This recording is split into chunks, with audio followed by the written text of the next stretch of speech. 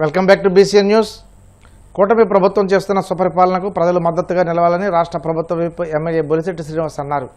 పశ్చిమ గోదావరి జిల్లా తాడేపల్లిగూడెం నియోజకవర్గం పెంటపాడు మండలం ముదునూరు గ్రామంలో రైతులకు పట్టాదారు పాస్బుక్ పంపిణీ చేసి ప్రజల వద్దకే పాలన మన కోసం మన ఎమ్మెల్యే ప్రజా దర్బార్, ప్రజా సమస్యల పరిష్కార వేదిక కార్యక్రమాలలో ఎమ్మెల్యే పాల్గొన్నారు. ఈ సందర్భంగా మాట్లాడుతూ గత వైసీపీ ప్రభుత్వంలో అవినీతి అరాచక పాలనతో ప్రజాధనాన్ని దోపిడీ చేశారని విమర్శించారు. ముఖ్యమంత్రి చంద్రబాబు, ఉప ముఖ్యమంత్రి పవన్ కళ్యాణ్ సారథ్యంలో కూటమి ప్రభుత్వంలో అవినీతి లేని బాధ్యతాయుతమైన పరిపాలన అందిస్తున్నామని అన్నారు. చంద్రబాబు నాయుడు గారి పాదయాత్రలో మనం ప్రామిస్ చేశారో అవన్నీ కూడా 6 ప్యాక్ అమలు చేసుకుంటూ, అదేవిధంగా ఏదైతే ల్యాండ్ టైటిల్ యాక్ట్ అని ఏదో ప్రవేశపెట్టి మన భూమి మీద మనకు హక్కు లేకుండా చేసినటువంటి ఆ ప్రభుత్వాన్ని పెట్టిన ఆ విధానాన్ని తప్పుపడుతూ ఆయన సీఎం అయిన రెండో సంతకమే దాని మీద పెట్టి ఆయన ల్యాండ్ టైటిల్ యాక్ట్ని రద్దు చేసి, అదేవిధంగా ఆ భూములన్నీ కూడా ఎవరైనా చెల్లే విధంగా మరి ప్రభుత్వమే సర్వే చేసి ప్రభుత్వం రాళ్లు పాతి ఎక్కడా కూడా రైతుల మధ్య గొడవ లేకుండా, ఇబ్బందులు లేకుండా ఇవాళ అన్ని చోట్ల కూడా చేస్తూ వస్తున్నాం. ఈరోజు దాంట్లో భాగంగా మరి ఈ గ్రామంలో దాదాపుగా 1022 పాస్బుక్ల్ని ఇస్తా ఉన్నాం. అంతకుముందు చూసుకుంటే 500 చిల్లర, అంతకుముందు మొత్తం 1206 ఖాతాలు ఉన్నాయి, 1206 మంది రైతులు ఉన్నారు. అంతకుముందు 598 సరి చేసి ఉన్నాయని వదిలేశారు. మన ప్రభుత్వం వచ్చిన తర్వాత 422 మందికి ఇవాళ మళ్ళీ కొత్తగా పాస్బుక్లు కలిపి 1120 మందికి ఇస్తున్నాం. అంటే 84% పూర్తిగా మనం అమలు చేసాం. ఇంకా మరి చూసుకుంటే ఒక 180 మందికి మనం ఇవ్వాల్సి ఉంటుంది. అది కూడా ఏంటంటే ఒకటి భూమి ఒక దాంట్లో కలిసినా కానీ, అన్క్లైమ్డ్ ప్రాపర్టీస్ కానీ ఇలాంటివి ఉన్నప్పుడు అది అవుతుంది. అవి కూడా తక్షణమే సరిదిద్దే చర్యని మొత్తం రెవెన్యూ డిపార్ట్మెంట్ తీసుకోవాలని చెప్పి కూడా నేను ఆదేశాలు ఇవ్వడం జరిగింది. ఖచ్చితంగా మీకు అన్ని 100% ఎవరికి ఇబ్బంది లేకుండా ఇచ్చే బాధ్యతని ప్రభుత్వం చంద్రబాబు నాయుడు గారి నాయకత్వంలో, పవన్ కళ్యాణ్ గారి నాయకత్వంలో మరి ఖచ్చితంగా ఇవన్నీ చేసే కార్యక్రమాన్ని చేపడతా ఉన్నాం. ప్రభుత్వం పెన్షన్ ఇస్తా ఉంది, అదేవిధంగా రేషన్ ఇస్తా ఉన్నారు, ఇంకా అమ్మఒడి ఇస్తా ఉన్నారు, రైతన్నకి డబ్బులు వేస్తా ఉన్నారు. అన్ని చేస్తారు కాబట్టి ఇది కూడా మన దగ్గరికి వస్తుందని అనుకోకుండా, ఇది మన భూమి అంటే మనకున్న ఆస్తి, దాన్ని కాపాడుకోవాల్సిన బాధ్యత కూడా మన మీద ఉంది. ఇక్కడికి వచ్చినప్పుడే మన సమస్యలు అర్థం అవుతాయి. వెంకటలక్ష్మి గారు వాళ్ళ పిల్లకి భూమి ట్రాన్స్ఫర్ అవ్వట్లేదు, అన్క్లెయిమ్డ్ ప్రాపర్టీగా చెప్పారు. అది ఇమీడియట్ గా మీకు చేయించి మీ అమ్మాయి పేరు మార్పించి బాధ్యత నాది, మీకు హామీ ఇస్తున్నాం. ఎంఆర్ఓ గారిని కలవండి. మీరు ఎవరైనా ఆన్లైన్ చేయడానికి డబ్బులు అడిగితే ఇమీడియట్ గా నాకు ఫోన్ చేయండి తప్ప డబ్బులు మాత్రం ఎవరికి ఇవ్వద్దని నేను అన్ని పనులు చేసి మన ప్రజల్లోకి వస్తానని చెప్పి వస్తున్నాం. పనులు మొదలు పెట్టి ఇచ్చాం, పనులు చేస్తాం, అన్ని రోడ్లు వేసాం, అన్ని చోట్ల కూడా పనులు చేస్తా ఉన్నాం. పని అనేది ఎప్పుడు ఉంటుంది. ఆకలి ఎలా అయితే పడుతుందో ఆ గ్రామానికి పనులని ఎప్పుడు చేయవలసి ఉంటుంది. ఇప్పుడు కూడా మనం ఎనాం భూములు పెంటపాడు మండలంలో దాదాపుగా 800 ఎకరాల పైన ఉన్నాయి. అవన్నీ కూడా ఈ నెల శనివారం నుంచి ఇవ్వడం మొదలు పెడతా ఉన్నాం మా మైసూరు గ్రామంలో. ఇది లాంగ్ స్టాండింగ్, కొన్ని సంవత్సరాలుగా పిల్లల కట్నం ఇచ్చి ట్రాన్స్ఫర్ అవ్వక సంవత్సరాలు ఉన్న ఎమ్మెల్యేలు చాలా మంది చూసుంటారు. మీ అందరూ ఏదో తూతూ మంత్రంగా ఏదో మీటింగ్ పెట్టి వెళ్ళిపోవడం, 2 సంవత్సరాలు కలపడటం జరిగేది. అలా కాకుండా ఒక మంచి పారదర్శకంగా ప్రతి గ్రామంలో ఒక మీటింగ్ పెట్టి మీకు ఏ రకమైన ఇబ్బందులు మరి అర్జీలు ఇవ్వండి, అర్జీల ద్వారా పరిష్కరిస్తా ఉందా చెప్పారు. ఇప్పుడు రామారామి 1800 అర్జీలు పరిష్కరించిన ఘనత మన తాడేపల్లి శాసనసభ్యులు. అదే కాకుండా మరి ఇంటికాడ ఒక గవర్నమెంట్ ఎంప్లాయీస్ 10 మందిని పెట్టి వచ్చిన ప్రతి వాళ్ళకి కూడా కాగితం స్వీకరించి దాన్ని మళ్ళీ సమాధానం అది క్లియర్ చేయకపోవడం ఏంటో తెలుసుకుని మళ్ళీ పంపే విధంగా ఒక మంచి పరిపాలన ఇస్తున్నది ఎవరంటే ఈ మంచి ప్రభుత్వంలో, మరి ఎన్డీఏ కూటమిలో, డబుల్ ఇంజిన్ ప్రభుత్వంలో మరి మన ఎమ్మెల్యే గారు మంచి పారదర్శకత పరిపాలన చేయడం జరుగుతుంది. ఈరోజు ఫేస్బుక్ గురించి విశాఖ టౌన్ కొత్త రోడ్ శ్రీ జగన్నాథ స్వామివారి దేవస్థానం నూతన ధర్మకర్తల మండలి బాధ్యతలు స్వీకరించింది.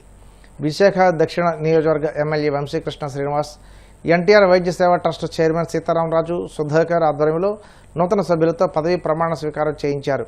ధర్మకర్తల మండలి చైర్మన్ సురడ రాజ్కుమార్ ఏకగ్రీవంగా ఎన్నికవగా బుదిరెడ్ల సత్యనారాయణ, రాయరాము, ఉప్పలపు ఆదిలక్ష్మి, సరిపల్లి జ్యోతి, పుక్కల కళ్యాణి, మానేపల్లి రమణి, నాగమల్లి, భాస్కర్రావు, భువనగిరి విజయదుర్గ, మంత రాజశేఖర్, మంత్రి శాలివాహన సభ్యులుగా ప్రమాణ స్వీకారం చేశారు.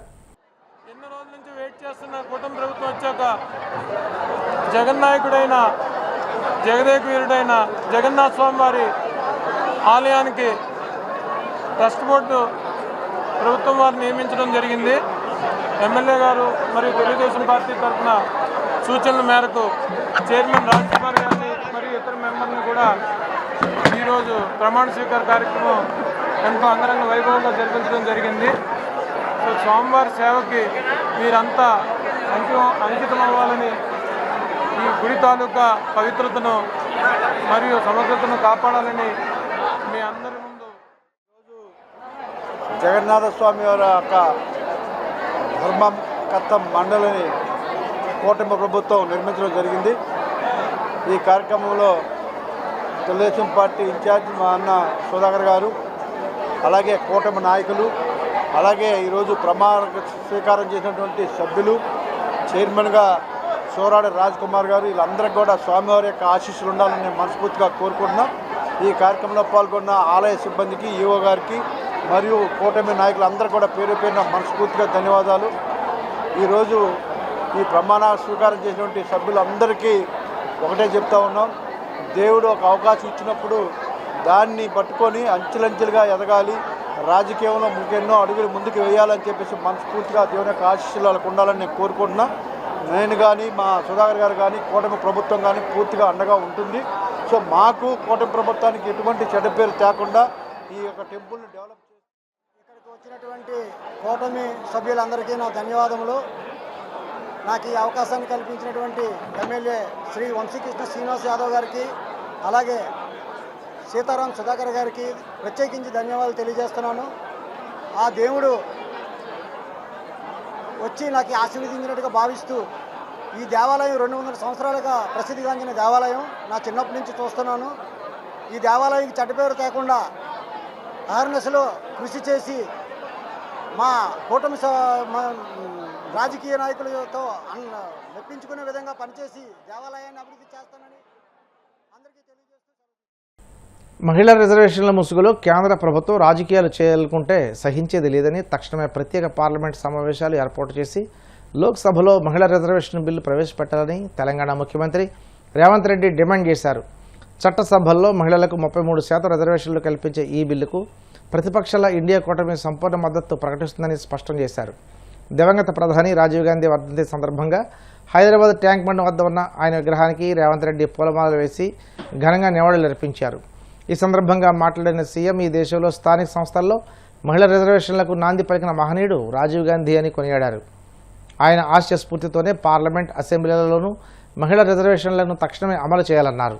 రాజీవ్ గాంధీ, సోనియా గాంధీ గారు, ఇందిరాగాంధీ గారు కుటుంబంతో ఈ తెలంగాణ ప్రజలకు అవినాభావ సంబంధం, విడదీయరాని అనుబంధం. ఒక కుటుంబానికి ఉన్న అనుబంధానికంటే ఒక గొప్ప అనుబంధం ఈరోజు గాంధీ కుటుంబానికి తెలంగాణ 4 కోట్ల ప్రజలకు పెనవేసుకున్నది.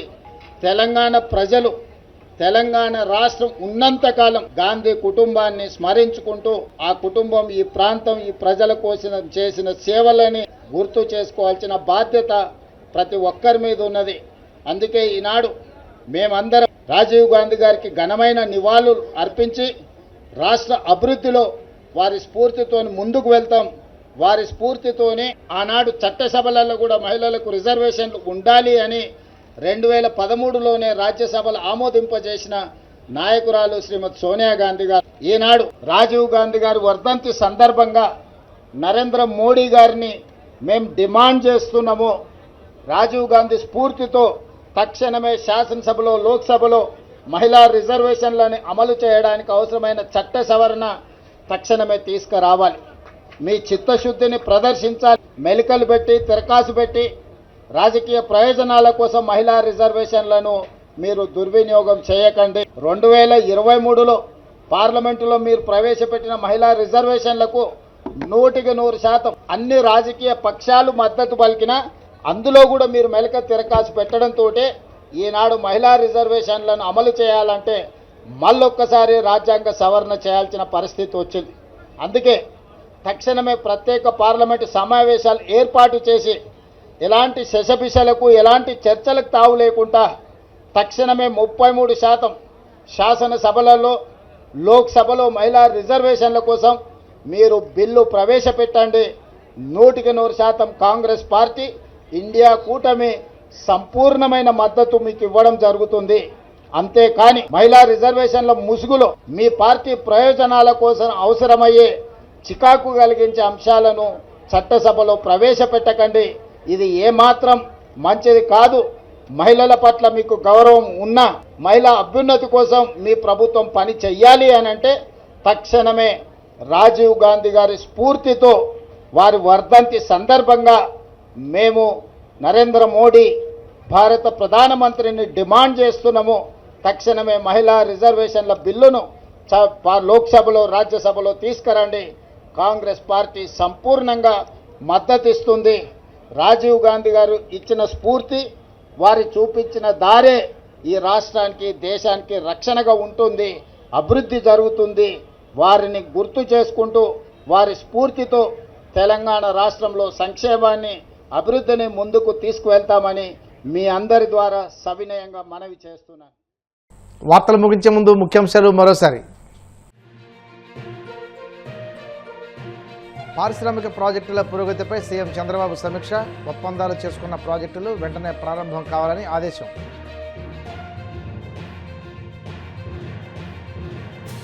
ఐదు కిలోమీటర్ల దూరం కోసం హెలికాప్టర్ వాడిన ఘనత జగన్దేనని మంత్రి నాదెండ్ల మనోహర్ ఎద్దేవా. అమరావతి రైతుల త్యాగాన్ని గుర్తుంచకుండా సీఎంపై వ్యాఖ్యలు సరికాదని ఖండన.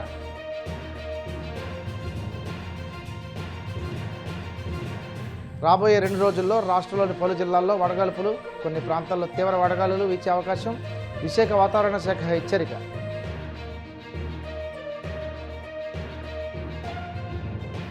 ప్రత్యేక పార్లమెంటు సమావేశాలు ఏర్పాటు చేసి లోక్సభలో మహిళా రిజర్వేషన్ బిల్లు ప్రవేశపెట్టాలి. తెలంగాణ ముఖ్యమంత్రి రేవంత్ రెడ్డి డిమాండ్. ఈ వార్తలు ఇంతటితో సమాప్తం. మరిన్ని వార్తల కోసం BCN digital YouTube channel, Facebook page follow అవ్వండి. అప్డేట్ వార్తల కోసం ప్లీజ్ సబ్స్క్రైబ్.